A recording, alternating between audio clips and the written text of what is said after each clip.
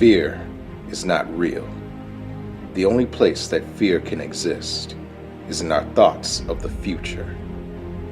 It is a product of our imagination causing us to fear things that do not at present or may not ever exist. That is near insanity. Do not misunderstand me. The danger is very real. Fear is a choice. Well, Dad, can't I choose not to be in a Shyamalan movie? Denied! Now get your stupid spacesuit on, Jaden! Ooh, this is like being in Karate Kid with no karate in it. I heard that!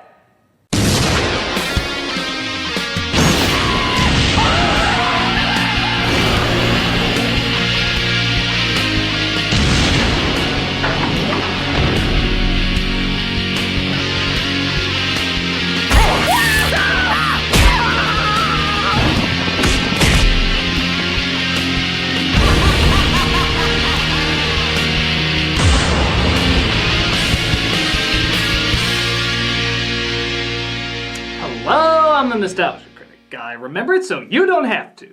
Today we take a look at... No!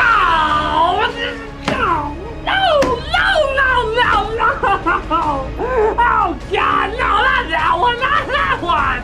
Oh, boy, oh, come on, you stupid, it's dumb, I can't do the flying,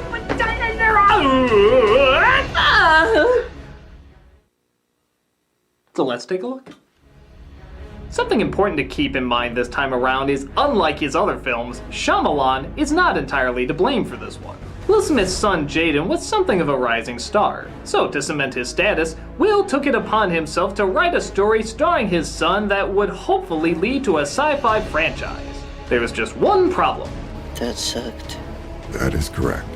Oh, it sucked alright. It was reported that this film started out as #1 on opening day, but word spread so fast that it slipped down a slot the next day, and was so bad that it slipped down another slot the next. Yep, the film was so bad that the public felt a civic duty to alert as many people as quickly as possible about its horribleness. But like I said, even though the movie has Shyamalan's seal of horrendousness, you can't ignore the ego handjob that the Smith family is obviously giving itself. For example, get a load of Will's intro over Jaden's narration. I've heard stories of Earth, a paradise, until we destroyed it. The founding of the United Ranger Corps 1,000 years ago was a global military effort, an evacuation of Earth. Dude, what's with the accent? Was your mother Matthew McConaughey? The aliens released the Ursa. Oh yeah, quick side note, did we forget to mention there's aliens in this world? There's aliens in this world. Quite pointlessly, to be honest, as we never see or find out anything about them. Hell, we don't even know what they're called. They're just referred to as aliens. It makes sense if they had them be the ones that destroyed the Earth, but then we couldn't get our man anal flux environment message that I'm sure this film is the first one to introduce. Technically blind, the Ursa sees humans based on the pheromones we secrete when frightened. They literally smell our fear. So the Ursa, wait a minute, they named the pets of the aliens but not the aliens themselves? Jesus, guys! Start wiping the human race out, but then a lone hero writes himself into the story. And that answer came in the form of the Prime Commander Cypher Raige. I'm sorry, what was that totally run-of-the-mill average name again? The Prime Commander Cypher Raige. Was Lieutenant Man Awesome already taken? Look at this shot. It's like the penis compensation of introductions. The Hummer, pickup truck, and convertible all roll into one. He's believed to be so completely free of fear that to an Ursa, he is invisible. Will, everybody already wants to be you. You don't need to build yourself up like this. This is like Hugh Hefner trying to convince us he can shoot lasers from his eyes. There's just no need. We're fucking jealous enough. So in the Nova training grounds, we see a young group of students wearing the same skin-tight jumpsuits that are pretty much worn in every fucking future movie. Don't pass him. That's Will Smith's kid. Oh. Your test scores are very impressive. In the classroom, you are an outstanding Ranger, but in the field, you collapse. How? You never showed us an example of that. I'm not advancing you. Jesus, I've said this a million times, Shyamalan. Show, don't tell. Or at least have what you're showing match up with what you're telling. Based on the 2 seconds from what we've seen, how is he not performing well? Is it because he cut in line while running? I think an etiquette course could clear that right up. We then see Cypher Raige come home to a world so clearly technologically advanced that apparently they need rubber bands on their chopsticks. I was not advanced to Ranger. You were not advanced to Ranger. I was not advanced to Ranger, sir. As you can see, Cypher Raige, I'm sorry, that will never not be funny, is a man who has built his life around having no emotion so he can defeat the enemy. Except for this very strange out-of-nowhere spaz out. Are you asking me or telling me? May I go to my room, sir? Denied! Sit down! It's weird because he doesn't act like this at all throughout the rest of the movie. Even in scenes where he should be angry, he plays it very bland and dull. Most of his performance is like watching the dead corpse of Mr. Potato Head, yet for some reason he blows up here. May I go to my room, sir? Denied! Sit down! You will not make me have an emotion in a Shyamalan film again!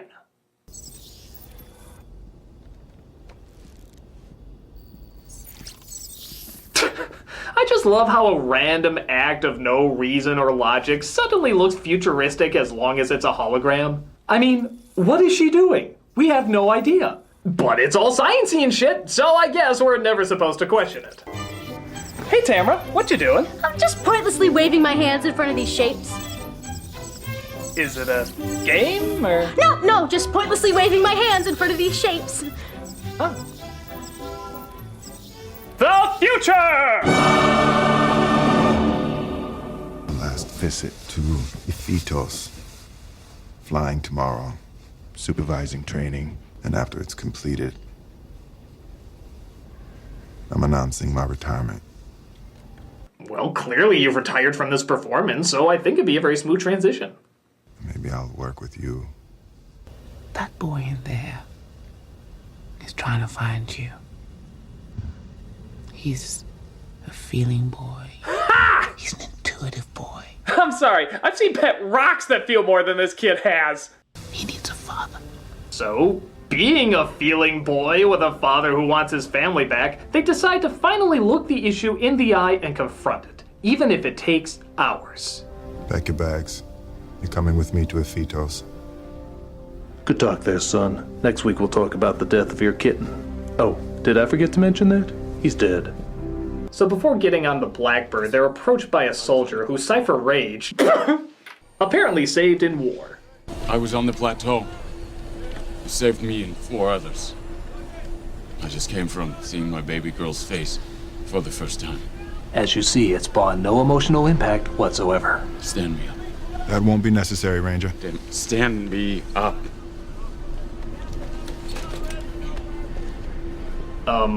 Will? Could you explain why in your story a man who can still use one leg is in a wheelchair when clearly he should just be using crutches? Denied! Okay! So while on the ship, Jaden walks through a toothbrush door, cause, you know, the future! As it seems, they trapped an Ursa on the ship. Authorized personnel only. Might want to go easy on him, Sarge.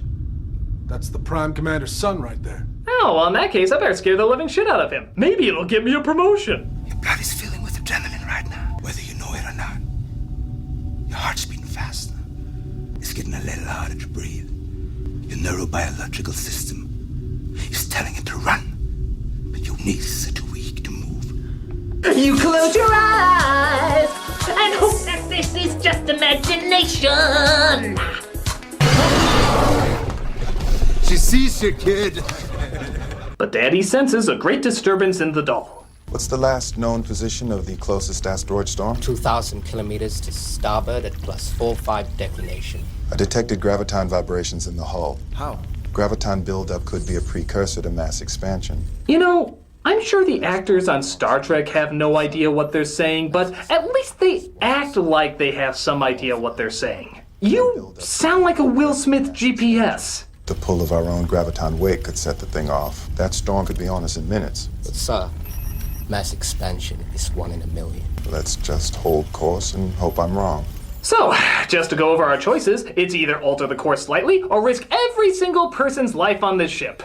Well, the button's all the way over there. Engine's running to a rough line. We're losing her. Can you travel us out of here? Where?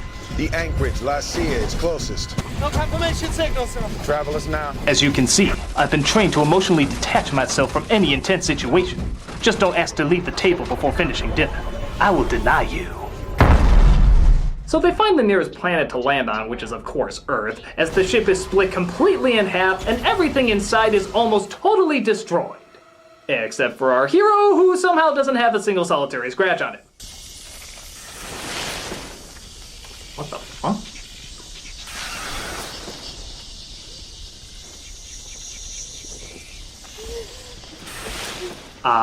Let me translate this scene for those of you who don't speak Shyamalan. Notice my directing! Notice my directing! I know there's a character and story you're supposed to care about, but notice my directing! What the hell is that thing even supposed to do? Ziplock your child actors so they don't become even more spoiled? The future! Oh, don't worry, kid. Papa Smith won't leave anytime soon. Yeah, as he just happens to be the only other person who survived this crash. What a fucking coinky-dink. Confirm the S is contained. The back of the ship is gone. Rangers, count off. Mastodon! Pterodactyl! Triceratops! With both his legs broken, he tells his son that he has to do Daddy a solid by traveling all the way across a shit ton of what the hell to set off the emergency beacon. Every single decision you make will be life or death. Everything on this planet has evolved to kill humans. With all that nasty wildlife out there, he gives his son the best firearms a futuristic soldier would have. Take my cutlass. Or a double-edged steak knife.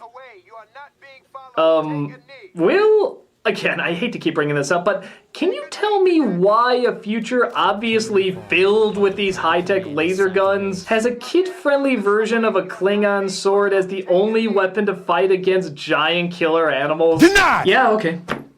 Take a knee. Root yourself in this present moment now. So inspired by his father's strong words, nothing can stop this determined, motivated machine of bravery. Except the spider. Ew! What happened? I'm fine. Oh, yeah. This is gonna go great.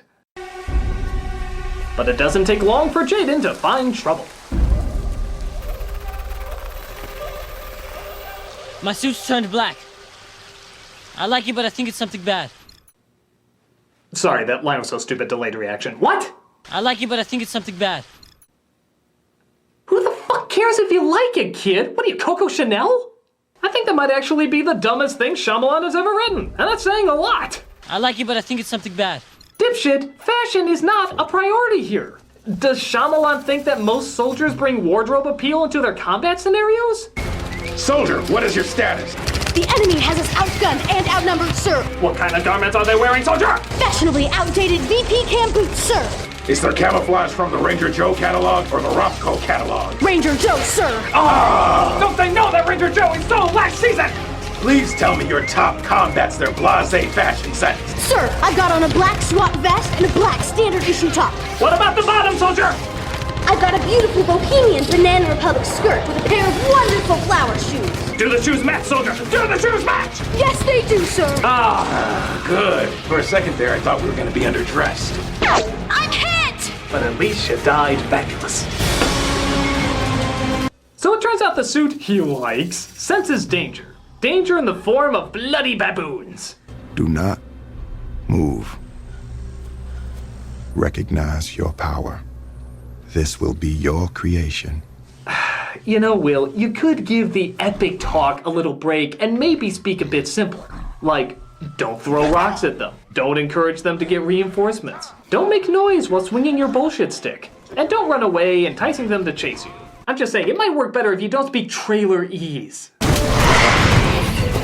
He outruns them despite how clearly slow he is and that they always just look a few steps behind him. And he does it just in time to listen to, I know you're excited for this, more bland dialogue. I go for my cutlass. Shoots his pincer right through my shoulder. Next thing I know, we're over the cliff, falling 30 meters. God, I am so sick of this Shyamalan speak. The slow talking, the blank stare, the fact that nobody ever uses any goddamn contractions. We are all telling ourselves a story. I am dedicated. This will be your creation. We were not alone. You do not know. You cannot leave. Do not move. And he does not need a commanding. Do not misunderstand me. Why are you afraid of the apostrophe? What did the apostrophe ever do to you? Did the apostrophe kill your family? Did the apostrophe have you co-sign on a loan that you knew you couldn't pay back? Tell me, Shyamalan, tell me so I can finally start fucking understand the stupid dumbass shit that you put in your movies! God, it's so terrible! Cadet, you will get through this movie. I'm trying, Will Smith, but you just chose the dumbest ass director that you could for this project! God, help me get through this! It's all right, Cadet. I know the story's a young adult book for 5-year-olds. I know it's directed by the most egocentric fop since Brett Ratner. But you will get through this movie. But it's so hard, Will Smith! You just made it so stupid! All right, take a knee. Ow! You can run, and you'll live, at least for a while. And dying on your bed many years later. But would you be willing to trade all the days, from this day to that, for one chance, just one chance, to come back here and tell your enemies that they may take our lives? That's Braveheart. What? Braveheart. You're quoting Braveheart. The night is darkest just before the dawn. That's the Dark Knight. Do or do not. That's Star Wars. Do unto others. That's the Bible. Do wadiddy. That's gibberish. 2 + 2. That's basic math. You have nothing original to offer, do you? You are every wise, tough mentor that has ever existed in anything ever, aren't you? How about this one? 2 eggs, a cup of sugar, a half a cup of butter. That's a recipe for cake. And yeah, I got nothing. Leave the story to the storytellers. Wait, I have 2 other kids to promote. Nepotism. Right?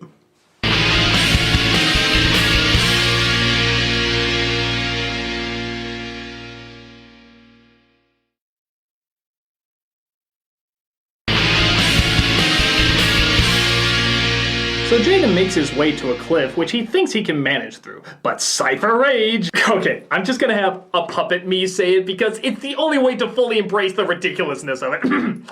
But Cypher Raige thinks it's too dangerous for him to jump. Abort mission. Return to the ship. No, Dad. The hell was that? No, Dad. What, did Christopher Walken go through puberty backwards? No, Dad. No, Dad! You wouldn't give any other Ranger that order. You are not a Ranger. You're wrong. I'm not a coward. You're the coward. I'm not a coward. Nah. I'm not a coward. You hear that, audience? I don't need an adult to get me through a movie. Unless it's Jackie Chan, Keanu Reeves, or my own friggin' dad. Twice. He jumps off gliding through the air until a giant eagle picks him up and feeds him to her young, who apparently doesn't believe in cutting up her food. But because pacing is an urban myth in this movie, a group of mountain lions immediately attacks after he wakes up. No! Leave them alone! Yeah, come on, they were trying to eat me! So even though he tried to save them, the lions killed all the baby chicks, which means dinner for one, I guess. Or she just lets him go. What was that line from earlier again? Everything on this planet has evolved to kill humans. Unless it's kind of ethically taboo. I mean, come on, these animals have appearances to keep up. Screw years of survival instinct and primal hunger. If word got around that this eagle killed a food source that unsuccessfully saved her kids, well, she'd just get dirty looks at her book club. Jaden puts a raft together after losing communication with his father and starts dreaming about his sister, whose death he felt like he caused years ago when he was auditioning for the role of Annie. I was just about to come out that day. No, you weren't. But you did the right thing. Why couldn't you ghost? You are aware you're asking that question to a ghost, right? Now you gotta get up. I memorized some of Moby Dick. Guitar, get up. All that most maddens and torments. Guitar, wake all up. that stirs up the leaves of my brain. Wake up! She's a Two-Face. Like the Batman villain? If that helps you. As soon as he wakes up, he finds that his warm summer within seconds is transformed into a deadly winter. Oh, please, in Chicago we call that Thursday. He seems done for until something seems to pull him into a warm spot. As the winter melts the next morning, somehow not killing any of the green plant life. Can I get a... Denied! That's what I thought. He takes a gander at who came to his rescue. Oh, I guess the eagle cared so much about being morally cleansed that she gave up her years of natural evolution that would adapt to the cold that occurs every night. We appreciate your heroic, totally nonsensical sacrifice. He finally comes across the ship where he discovers the emergency beacon. But, even more important, more goddamn Sharpie things! Thank God this ship had no firearms whatsoever in case their giant man-killing alien beast escaped. Oh look, their giant man-killing alien beast escaped! To make matters worse, the beacon doesn't seem to work unless it's on higher ground. And his father, Cypher Raige, is hoping he'll figure that out. But seeing how he can now see him but can't communicate with him, what does he use to point him in the right direction? Take a knee. The commonly known psychic connection between father and son. The peak. You must fire the beacon from the peak of that mountain. Okay, I guess you could claim this is all coincidence that his son just happened to take a knee when his father said and just happened to notice the mountain when his father said as well. But come on, we all know they're pushing some sort of bond that's connecting them across hills and valleys to keep helping him on his quest. Why don't you just put little wings on the bastard and have him go, Look, hey, look, hey. So he climbs the giant volcano to get a better signal, but is attacked by the Ursa, who seems to just be a more cartoony version of the Bug from Men in Black. You idiots! You don't get it! I won! Jaden makes it to the top of the mountain, but the Ursa catches up and thus Jaden finally gives in to what every Shyamalan actor eventually has to give into, surrendering all emotion. I have been Shyamalanized. I show emotion to none, but more importantly, care not for what anybody thinks about my work. That is the Shyamalan way.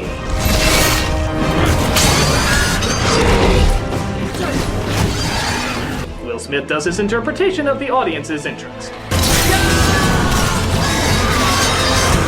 Boring.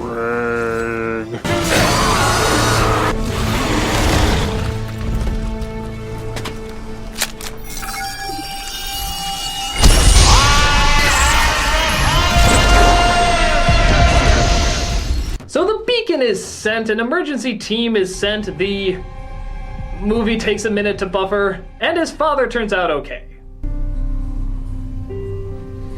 Stand me up. General.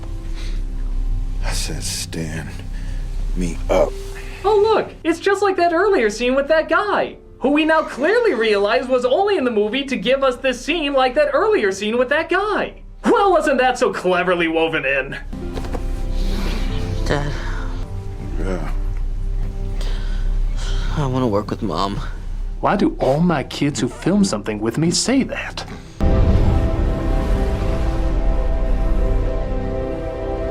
And that was After Earth, better known as Shyamalan Bomb number 5. I'll give it credit that it's not as bad as some of his other films. I mean, at heart, it could actually be an entertaining kid's story, and I think Jaden Smith could pull off a good performance if he had a better script. He's certainly done it in the past, but this is certainly not the performance, and this is certainly not the script. It reduces one of the coolest actors ever to a lifeless onion ring. It looks and sounds like every sci-fi film you've seen in the past 20 years. And just like most Shyamalan films, the pacing, acting, and writing are all pretentious, nonsensical, and dull as shit. It makes no sense, it's not interesting, and half the ideas in it are just friggin' insane. Especially that scene with the father-son bond. I mean, how did that add up at all? Critic will go to the internet and tell all your fans that the movie was great. Damn it, Will Smith, we're not even father and son, so even by your movie's logic, how does this make any sense? Through the magic of contrived Shyamalan twists. For you see, I am your father. No, you're not. Brother. Nope. Sister. Ew. Puppy. Not a person. French vanilla. Now you're just naming coffee creamers. Fine. I'm really Shyamalan. Aw, damn it, am I really so predictable? How are you even here? I killed you 2 times! I'm Shyamalan. Nothing with my name on it makes any sense. If you want continuity, go watch a Linkara video. Ho ho ho ha ha, ho ho ho ha ha ha. Why does everybody keep on hiring me? All of my work is shit.